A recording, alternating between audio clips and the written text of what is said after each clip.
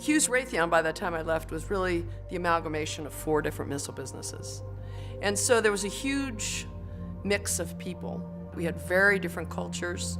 Just even the engineering and manufacturing mix was the first time we were all together. And we had such a huge job to grow the business. I mean, it was hard. We were forced to consolidate because the business was in such bad shape. When you had to solve a problem or when something wasn't going your way, they were table pounders, they yelled at each other, and you'd get into meetings and the decibel level would just huge. When you really leave a meeting when it's not happening, I mean, you get back in your office, you shut that door, and you're really honest with yourself, you know it's because you weren't communicating right, you weren't focused on the right issues, personality got in the way, opinion got in the way, you weren't working towards one goal. And you know that as a leader. You just don't know how to change it. It's that we weren't solving problems. We were just piling on. And it got so bad, I was thinking of quitting.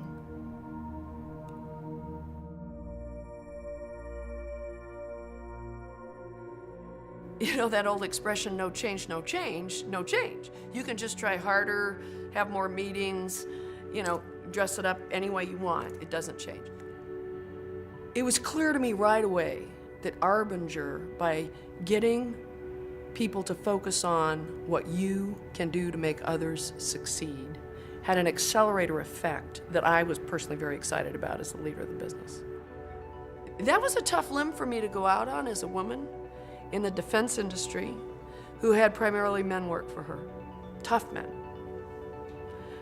Because I had to believe so clearly that this was not some soft skill, soft sort of thing, because that is the last thing as a female leader running a missile business that I needed or wanted. We exposed or trained people deeply in the organization, even through our represented or hourly folks. So we went very, very deep within the organization.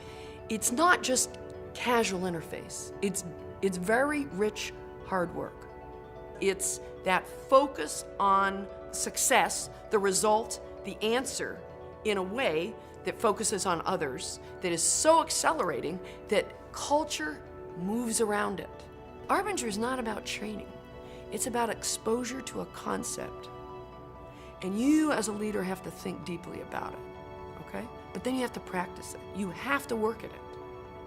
And that's the beauty of having a team around you that is exposed to it and that is trying to practice it at the same time. Because it's a growing thing. You don't just wake up one day and work at A-level Arbinger, okay? You grow with it, you practice with it, you develop it, you learn it. And it had huge impact on union negotiations, how we held meetings, how we communicated, huge difference. When we first started to really use an Arbinger approach to develop our goals for the organization, it probably took us a day when we first started. Eventually, we got down to half a day. Eventually, we did it in 1 hour.